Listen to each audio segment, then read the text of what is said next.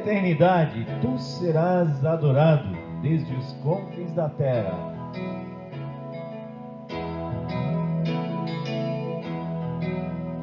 Desde os confins da terra, no mais profundo mar, nas alturas dos céus, louvado és dentro dos corações, em meio ao clamor. Nasce esta canção, e os povos cantam por toda a eternidade. Tu serás adorado, grande Deus, exaltado nas nações, Senhor da criação, grande Deus, seja louvado. Desde os confins da terra, no mais profundo mar, nas alturas do céu, louvado é dentro dos corações, em meio ao clamor. Nasce esta canção, e os povos cantam por toda a eternidade. Tu serás adorado, grande Deus, exaltado nas nações, Senhor da criação, grande Deus, seja louvado.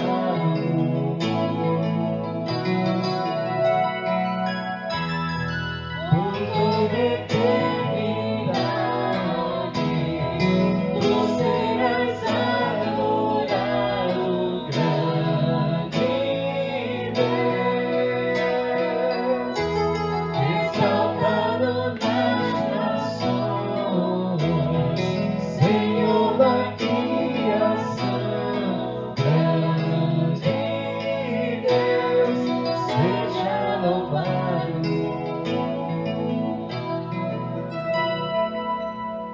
Desde os confins da terra, no mais profundo mar,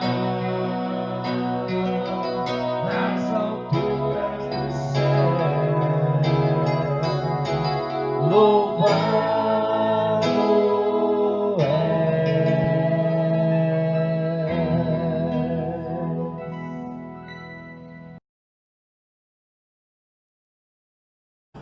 Bom dia, irmãos e irmãs da Igreja Batista da Fé e outras igrejas que são representadas, ou outros amigos que, cientes do nosso propósito, pregar a palavra do Senhor, podem estar conosco nesta manhã e já comunicando aos irmãos o plano da Igreja Batista da Fé de retomar as suas atividades, mesmo que parciais, no sentido de que somente teremos os cultos pela manhã, com louvor, palavra de Deus, escola bíblica dominical.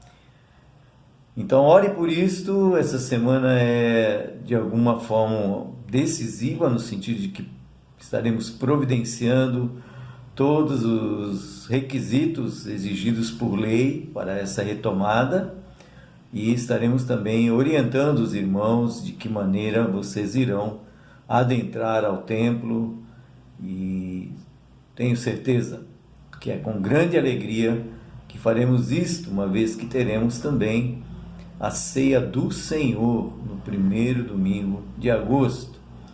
Então fique atento, pelo WhatsApp, pelo Facebook, estaremos dando as orientações e comunicando e ratificando o que acabamos de partilhar com os irmãos. Queremos então nesta manhã, 26 de julho de 2020, Igreja Batista da Fé, Avenida Interlagos 3127, estamos juntos observando a palavra. Abra sua Bíblia em 1 Tessalonicenses, capítulo 1, versos 8 a 10. 1 Tessalonicenses, capítulo 1, versos 8 a 10. A palavra diz assim: porque de vós repercutiu a palavra do Senhor, não só na Macedônia e Acaia, mas também por toda parte se divulgou a vossa fé para com Deus, a tal ponto de não termos necessidade de acrescentar coisa alguma, pois eles mesmos, no tocante a nós, proclamam que repercussão teve o nosso ingresso no vosso meio, e como, deixando os ídolos, vos convertestes a Deus, para servirdes o Deus vivo e verdadeiro, e para aguardardes dos céus o seu Filho, a quem ele ressuscitou dentre os mortos, Jesus, que nos livra da ira vindoura. Vamos orar. Aqui estamos, Pai querido, com gratidão em nossos corações. Apesar de tristezas que chegam a nós, tanto no arraial evangélico como fora dele, pessoas que perdem seus entes queridos ou que têm outros tipos de situações a enfrentar, mas como é bom quando nós passamos por tudo isto contigo. Esse é o diferencial. Pedimos agora ao Pai a bênção para a palavra, no sentido de que teu Espírito dê o entendimento que precisamos desses ensinamentos maravilhosos. E por isso somos gratos a Ti, no nome de Jesus. Amém. Nós podemos aqui observar que esse trecho da palavra traz para nós o que podemos chamar de uma bendita esperança. Frase que se repete nos escritos do apóstolo Paulo. E nesses versículos 8 a 10, claramente observamos aqui a maneira pela qual Deus opera nos corações das vidas, pessoas comuns, mas Deus, que é o extraordinário, podemos dizer que Ele não precisa de pessoas extraordinárias, Ele apenas precisa de pessoas dispostas a servi-lo, né? Deus usa pessoas que se dispõem, individual, familiarmente, e não há necessidade de grandes pregadores, no sentido de pessoas que são cativantes, mas sim pessoas que também se disponham a apenas e tão somente servi-lo. Então Deus quer me usar, Deus quer usar você para expandir o seu evangelho. Essa carta de Paulo aos Tessalonicenses, a ênfase que a Bíblia dá é com aquilo que nós chamamos de comprometimento. Nós temos tantos comprometimentos nesta vida, mas aqui o comprometimento é com a evangelização. Evangelizar é fazer reverberar, fazer brilhar a mensagem do Evangelho para aqueles irmãos. As cidades ao redor eram Tessalônica, mas Tessalônica estava dentro da Macedônia. E certamente não só faziam missões locais, mas nacionais que ia além das fronteiras, né, que aquele tempo eles tinham. Nós aqui, São Paulo, Interlagos, temos ao nosso redor diferentes bairros. E muito além dos bairros temos cidades, além das cidades temos estados. E nós podemos nos alegrar em Deus porque Ele tem nos dado oportunidades de fazer isto através de missões estaduais, nacionais e, por que não dizer, também internacionais. Temos 2 missionários que ajudamos, um está na Guiana e outro está na Venezuela. O versículo de número 9 desse trecho que nós lemos diz assim: pois eles mesmos, no tocante a nós, proclamam que repercussão teve o nosso ingresso no vosso meio, e como deixando os ídolos vos convertestes a Deus. E o tema da nossa mensagem de hoje é a última frase desse versículo, ou a frase que queremos colocar em evidência: para servirdes o Deus vivo e verdadeiro. Então essa é uma questão que nos faz refletir, né?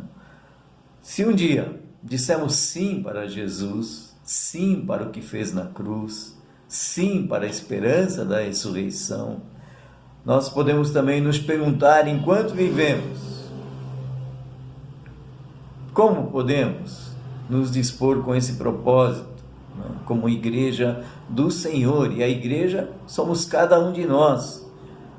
Embora nesses dias de Covid-19 a igreja não possa se reunir, mas a igreja somos cada um de nós. Então, aonde estamos, podemos dizer que, de alguma forma, estamos como igreja. Então, para servirdes o Deus vivo e verdadeiro, o que a palavra nos ensina é que é importante que no momento em que fazemos essa conversão em nossas vidas, um pastor estava explicando a questão da conversão, ou fazendo uma reflexão sobre esse assunto, e a ideia é uma virada de 180 graus. Mas há pessoas que, quando começam essa caminhada com Cristo, ao invés de fazer essa virada de 180 graus, parece que fazem uma virada de 360 graus, ou seja, se estão neste ponto, ao invés de chegar a este, eles acabam voltando para o mesmo lugar, ou seja, continuam a vida, como dizia o pastor Israel Bjork, já na presença do Senhor, com a mesma vidinha que tinham antes de voltar para Cristo, de se converter para Cristo. Então, para servir de Deus vivo e verdadeiro, a conversão a Deus implica em serviço. No mundo em que vivemos, há tantos serviços que são realizados, seja para aquelas que são de ordem de satisfação pessoal, mas há também aqueles que são feitos para ajudar a outros, submeter-se a um propósito. E neste caso o desafio da palavra é submeter-se ao serviço de Deus. Quando começamos a ler os livros do Antigo Testamento, claramente podemos aprender com pessoas que se dispuseram a servir a Deus. Então, servo de Deus é um título nobre. É só olhar para a vida de Moisés, chamado para ser servo de Deus. E de uma maneira que nos espanta, toda uma história de acontecimentos marcantes. Josué, chamado para ser servo de Deus. Olhando a vida de Josué como um servo que teve um tempo de transição entre o final do servir de Moisés e o início dele, lá no livro de Hebreus, capítulo 11, versículos 1 a 3, nós temos todo um descritivo de pessoas resgatadas, redimidas por Deus, antes de Cristo, dispostas a abalar as estruturas da sociedade em que viviam, O primeiro verso de Hebreus 11 diz de que maneira eles faziam isto e de que maneira eu e você também precisamos avançar. A Bíblia diz: ora, a fé é a certeza de coisas que se esperam, a convicção de fatos que se não veem, pois pela fé os antigos obtiveram bom testemunho. Pela fé entendemos que foi o universo formado pela palavra de Deus, de maneira que o visível veio a existir das coisas que não aparecem. E a partir disto, Hebreus capítulo 11 traz o que nós chamamos de uma galeria dos heróis da fé. São importantes exemplos extraídos do Antigo Testamento. O escritor de Hebreus faz questão de ressaltar, após todo esse descritivo de heróis da fé citados ali, o Senhor Jesus Cristo como exemplo supremo de fé. E qual o que acontece de diferente com Jesus enquanto seu ministério neste mundo? A Bíblia nos ensina que ele suportou a cruz para salvar a humanidade. E hoje, conforme Hebreus capítulo 1, está assentado à direita do trono de Deus. Ele é o único que pode ser designado como autor e consumador da fé, como fala Hebreus capítulo 12, versículos 2 e 3. Esta galeria dos heróis da fé, no seu descritivo, traz para nós o que podemos chamar de uma exortação para todos aqueles que leem a palavra do Senhor, que começam a caminhada com o Senhor. E a exortação de Hebreus 12, 2 e 3 é olhar firmemente para Cristo. As pessoas sempre vão nos decepcionar, porque ainda são imperfeitas, são falhas, ainda estão em transformação, mas Jesus é o único que nunca vai te decepcionar. É por isso que Hebreus 12, 2 e 3 diz: olhando firmemente para o autor e consumador da fé, Jesus, o qual, em troca da alegria que lhe estava proposta, suportou a cruz, não fazendo caso da ignomínia ou do desprezo, do sofrimento, e está assentado à destra do trono de Deus. Considerai, pois, atentamente aquele que suportou tamanha oposição dos pecadores contra si mesmo, para que não vos fatigueis, desmaiando em vossa alma. Nossa sociedade, em diferentes tempos de desafios, no nosso tempo é o Covid-19, mas tem sido impactada sim, pelo Evangelho de Cristo, porque há muitos salvos pelo Senhor Jesus Cristo que têm feito investimentos para que prossigamos com o Evangelho. Famílias têm sido alcançadas. E assim como no Velho Testamento, o Deus extraordinário trabalhou com pessoas comuns, hoje Deus também tem trabalhado com pessoas comuns. Os versículos 9 e 10 nos desafiam. Usamos parte dele para esse primeiro aspecto. A conversão a Deus implica em serviço, mas um outro, podemos chamar de ponto-chave de vivência do cristianismo, é que para servirdes o Deus vivo e verdadeiro, a conversão a Deus implica em arrependimento de pecados. Então o versículo diz: pois eles mesmos, no tocante a nós, proclamam que repercussão teve o nosso ingresso no vosso meio. E aqui o versículo exemplifica do que é que a igreja ou os irmãos de Tessalônica se converteram. E isso não mudou. Hoje também, as pessoas, quando se convertem de coisas semelhantes a esse escrito, e diz: como deixando os ídolos vos convertestes a Deus. E aqui ídolos não são só imagens, Há pessoas que têm como ídolo o seu emprego, têm como ídolo a si mesmo, têm como ídolo o dinheiro que ganham, têm como ídolo tantas outras coisas que não é Deus. E ele diz, deixando os ídolos, ou a palavra diz, deixando os ídolos, vos converterdes a Deus, para servires o Deus vivo e verdadeiro, e para aguardares dos céus o seu Filho, a quem ele ressuscitou dentre os mortos, Jesus, que nos livra da ira vindoura. Observando o Velho Testamento, um texto bíblico que nos ajuda a ter uma boa compreensão dessa leitura que fizemos aqui em 1 Tessalonicenses capítulo 1, 8 a 10, é o Salmo de número 32. Abre lá a sua Bíblia, Salmo de número 32.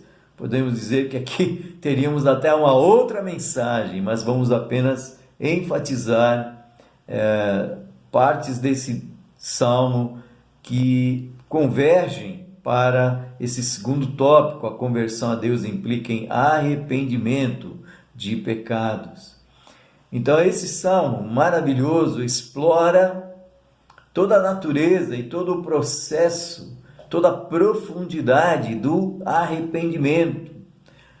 São 4 passos que nos levam depois ao último tópico, o terceiro, onde vai estar o 5º passo desse caminhar de conversão para com Deus em arrependimento de pecados.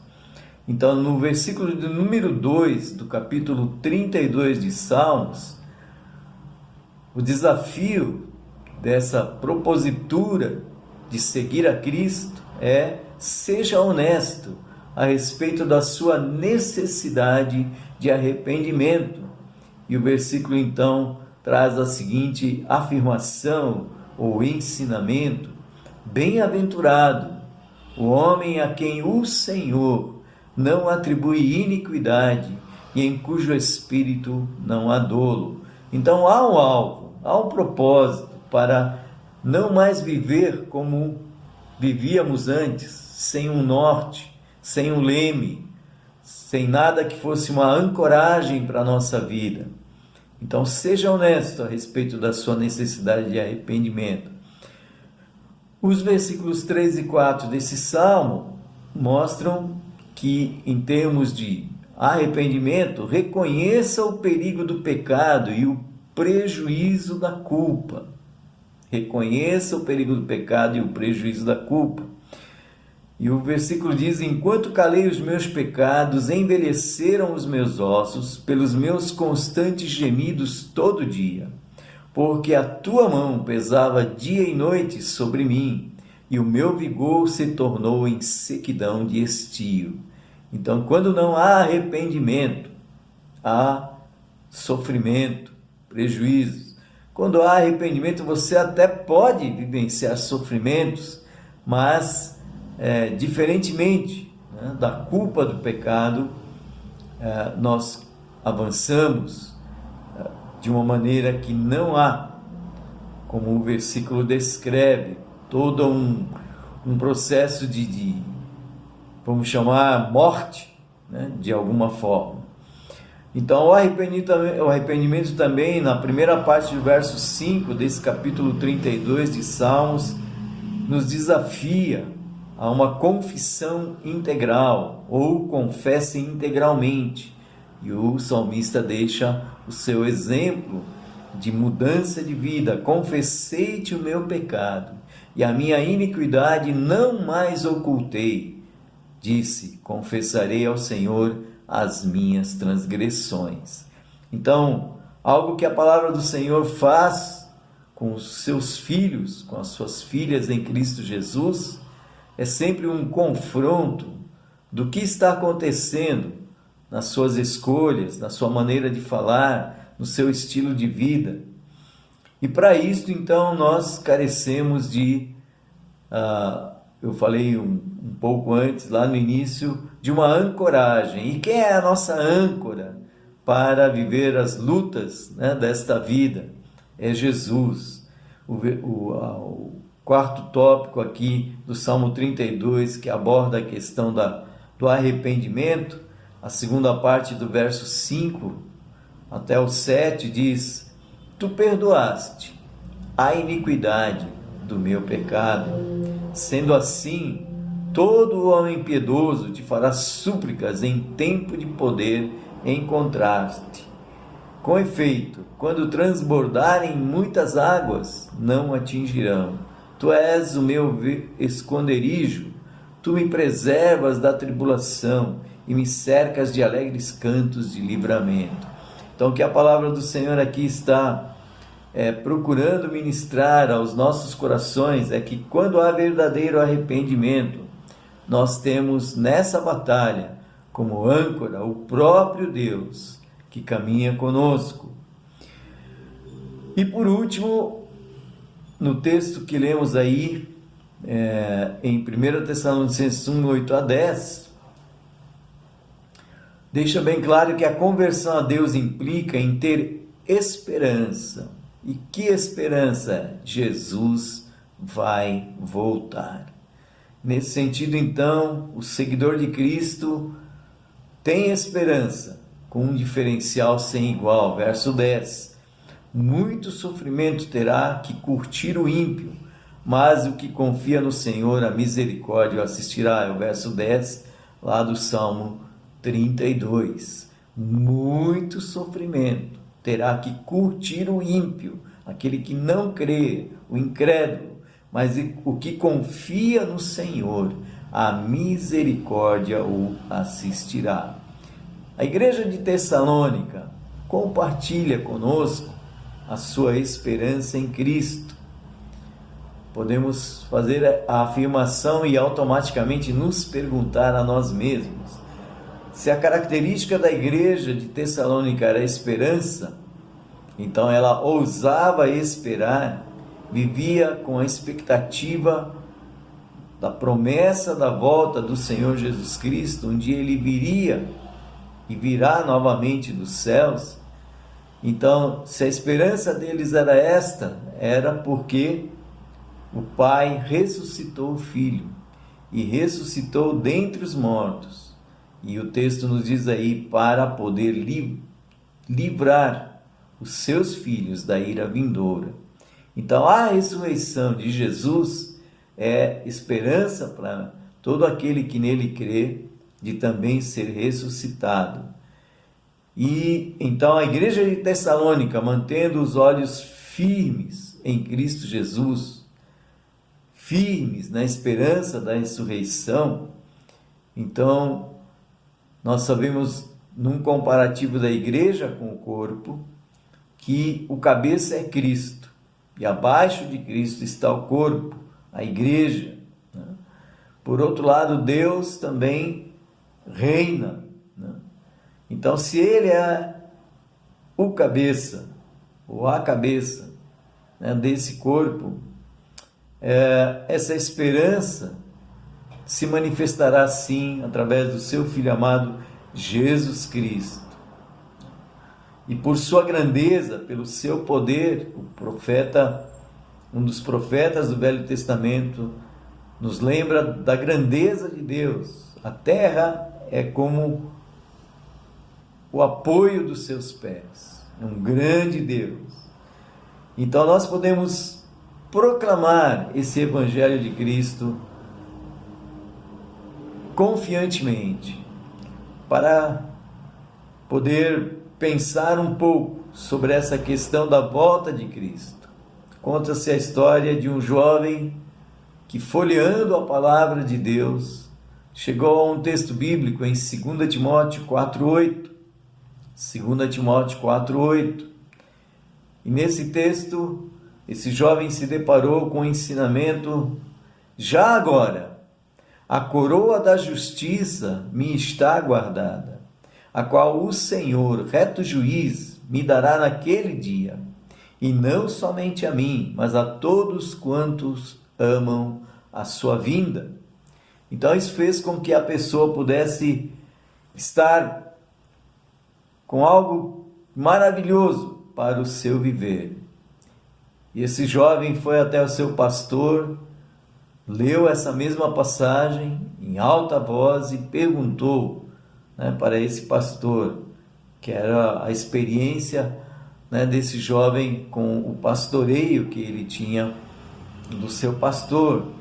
E disse lá: pastor, por que o Senhor quase não fala a respeito da volta de Jesus? Porque o Senhor não fala mais a respeito do dia em que o Senhor voltará. E esse pastor, então, no diálogo com esse jovem, lhe disse: filho, há muitas coisas mais importantes para se falar a respeito, há muitos assuntos relevantes para esta sociedade nestes tempos, há muitas informações que precisam ser discutidas. E esse jovem, pacientemente ouvindo os argumentos daquele pastor, apresentando suas razões pelas quais não falava sobre a vinda do Senhor Jesus Cristo, ainda fez uma réplica: tudo bem, pastor, eu só queria saber se o Senhor ama a vinda de Cristo. E pensando nessa temática, amar a vinda de Cristo, esse desafio, né, que esse jovem trouxe para si mesmo e foi lá conversar com seu pastor e querer ter um feedback de qual era a perspectiva daquele pastor quanto à vinda de Cristo. Então isso é algo que hoje também nos desafia, amar a vinda de Cristo. E aqui então nós temos: amar a vinda de Cristo implica em ter esta bendita esperança de que um dia Jesus Cristo voltará. Numa contextualização da igreja, né, para esses tempos onde tantos não creem que Cristo voltará, nós podemos olhar o mundo afora e saber de irmãos e irmãs que em diferentes países, Indonésia, Sri Lanka, Índia, têm sido perseguidos por causa da fé no Senhor Jesus Cristo. Então, a esperança aqui, focada em seguir a Cristo, é desafiadora. Para nós também é. Nós temos diante de nós tantas coisas que nos cativam: uma gorda conta bancária, um emprego que de repente nos é dado por Deus, mas aonde vamos colocar a nossa esperança? Na conta bancária? No emprego? Na saúde? Não, a nossa esperança precisa estar em Cristo Jesus.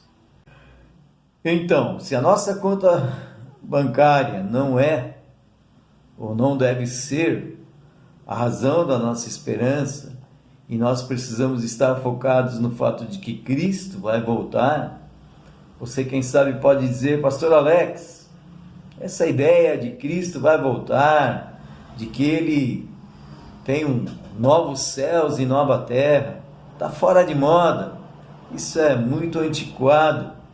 Nós vivemos numa era moderna, de alta tecnologia, e podemos viver todo e qualquer desafio que a vida nos traga. Então eu posso te dizer: eu não sei qual é a sua esperança, correndo o risco de afirmar de que, se para muitos esse conceito é antiquado, nós podemos, olhando para Cristo, fortalecer e depositar a nossa esperança na sua volta. Ele vai voltar, e quando Ele voltar, Ele nos ressuscitará, assim como Ele ressuscitou, e nele que nós encontramos o que o mundo imagina como tesouro. A Bíblia nos ensina que esses tesouros vão desaparecer. O verdadeiro tesouro é Cristo Jesus, e nós precisamos sempre nos questionar e buscar a resposta na palavra: nós amamos a vinda de Cristo? Nós amamos o dia em que Ele virá buscar o seu povo? É interessante notar que na história de Israel, em diferentes momentos da vida deste povo, no Antigo Testamento, registrado em diferentes livros, eles passam por cativeiros, o cativeiro babilônico. Após algum tempo, tinha a esperança de que eles voltariam para a terra prometida. E olhando para o livro de Esdras, Neemias, nós observamos que Deus levantou essas lideranças com objetivos de despertar no povo a lembrança do verdadeiro Deus. E historicamente, a maioria dos judeus preferiu permanecer na Babilônia. E por que razão? Porque eles eram prósperos negociantes, tinham comércio, estavam engajados naquele viver da estrutura da sociedade da Babilônia. Ou seja, não se dispuseram, em boa parte, a voltar com Esdras e Neemias para a terra prometida. E a pergunta que nós podemos nos fazer hoje aqui, a palavra de Deus tem nos ensinado sobre a Jerusalém celestial.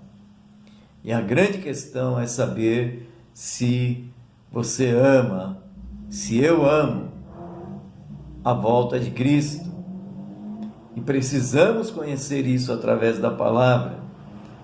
Nós hoje, fazendo uma conclusão desses 3 aspectos que nos desafiam a esse viver para servirdes o Deus vivo e verdadeiro, corremos o risco de estarmos tão apaixonados por esta terra, por este tempo, que não amamos a volta do Senhor ou a vinda do Senhor Jesus Cristo. Então, para servirdes ao Deus vivo e verdadeiro, a conversão a Deus implica em serviço, e implica em serviço independente do que esteja acontecendo ao nosso redor, como diz Hebreus 12:1. Portanto, também nós, visto que temos a rodear-nos tão grande nuvem de testemunhas, desembaraçando-nos de todo o peso e do pecado que tenazmente nos assedia, corramos com perseverança a carreira que nos está proposta. E essa corrida não é olhando o que temos neste mundo, que Deus nos abençoa em tantas coisas, mas sim, versos 2 e 3 desse mesmo capítulo de Hebreus 12, uma vez que a conversão a Deus implica em serviço, olhando firmemente para o autor e consumador da fé, Jesus, o qual, em troca da alegria que lhe estava proposta, suportou a cruz, e não fazendo caso do sofrimento. Ele sofreu por mim e por ti, sofreu pela humanidade como um todo. Está sentado à destra do trono de Deus. E esse versículo finaliza: considerai, pois, atentamente aquele que suportou tamanha oposição dos pecadores contra si mesmo, para que não vos fatigueis, desmaiando em vossa alma. Ou seja, imprestável para o serviço, mas imprestável porque confiou em si mesmo, imprestável porque confiou, quem sabe, naquilo que tinha. E aqui a confiança deve estar sempre em Cristo, independente das circunstâncias. Para servirdes ao Deus vivo e verdadeiro, a conversão a Deus implica em arrependimento de pecados. Nós não somos perfeitos. E o exemplo que nós usamos foi do Salmo 32, que aborda o rei Davi, o homem segundo o coração de Deus, mas que por um momento do seu viver parou de olhar para Deus, olhou para si mesmo, olhou para o que o mundo lhe oferecia e fez o que desagradava a Deus, adulterou. Consequentemente, Sabemos que Deus o perdoou, mas ele sofreu as consequências do pecado em si mesmo e na sua família.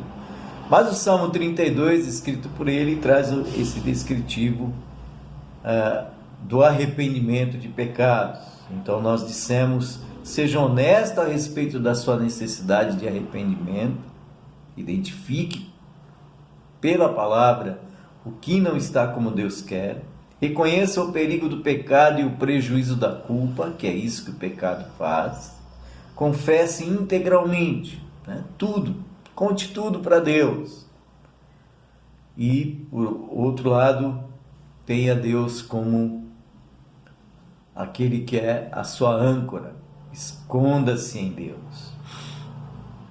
E feito isto, então, nós, para servir ao Deus vivo e verdadeiro, podemos notar por esse contexto da igreja de Tessalônica que a conversão a Deus implica em ter esperança.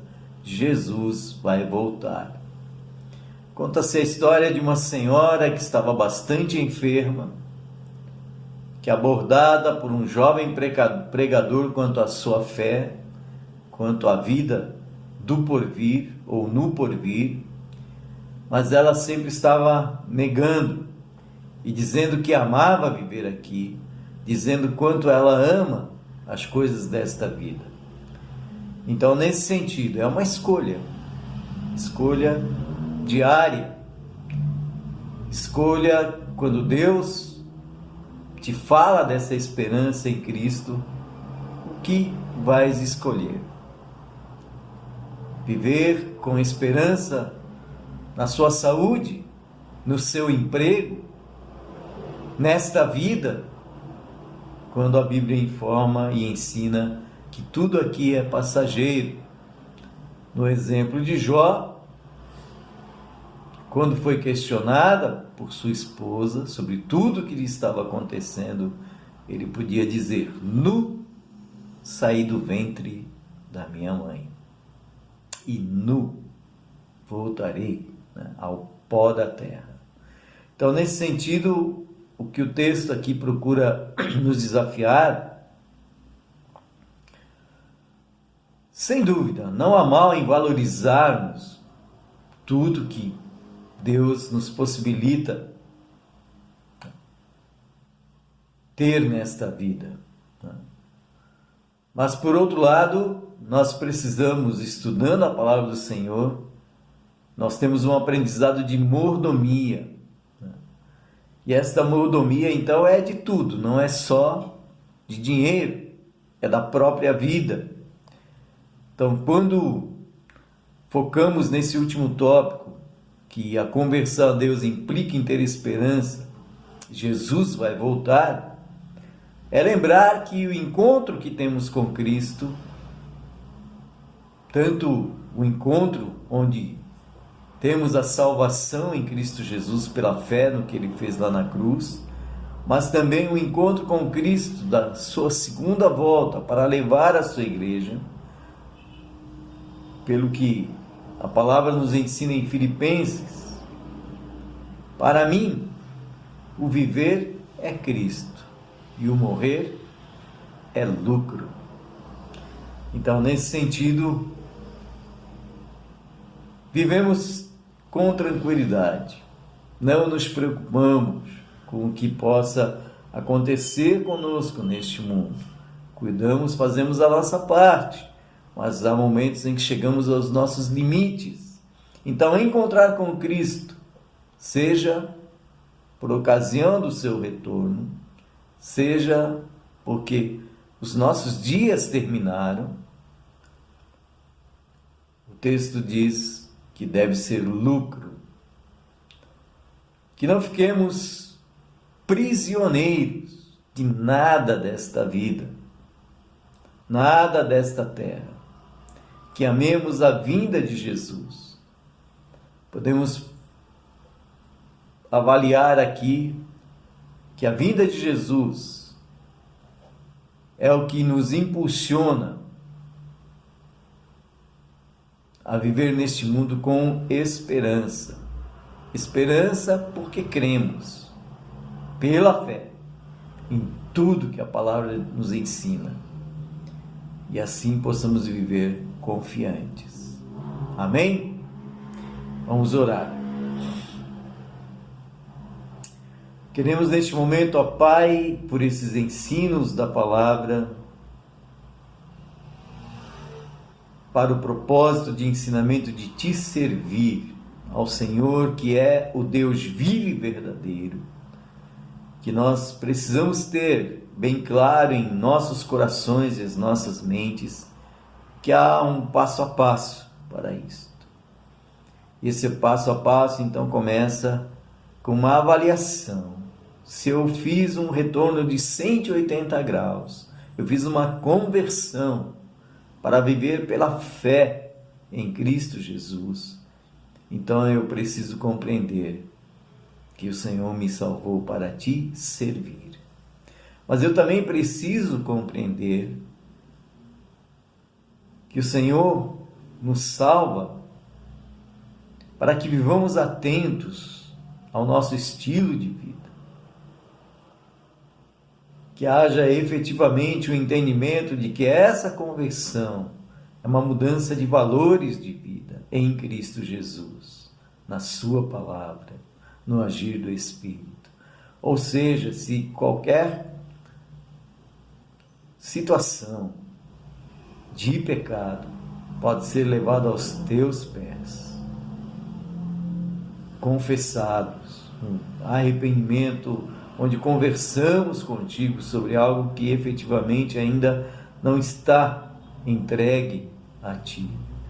E o Senhor sempre está pronto para nos redimir, para nos reconduzir. Consequentemente, o desafio da palavra hoje de manhã é que nós não mais vivamos com esperança em nada desta vida, nem de nós, nem em nós, nem fora de nós, quanto ao futuro, mas sim vivamos com esperança na tua volta. E essa esperança é maravilhosa, porque não importa o que aconteça, nós temos convicção de que estaremos contigo. E por isso nós te louvamos, em nome de Jesus. Amém. Quero te convidar para que você possa participar conosco de mais um estudo da palavra, focado no tema maior, a apatia da igreja, que ela não subsista, e a lição que estamos estudando, de número 12, na live de mais tarde, 16h30, vai trabalhar um pouco mais, né, do diferencial da liderança que Deus nos dá como seguidores de Cristo e como que Ele nos ajuda nesse objetivo. Então, convide outros, vai ser muito bom ter você conosco. Deus vos abençoe. Até mais.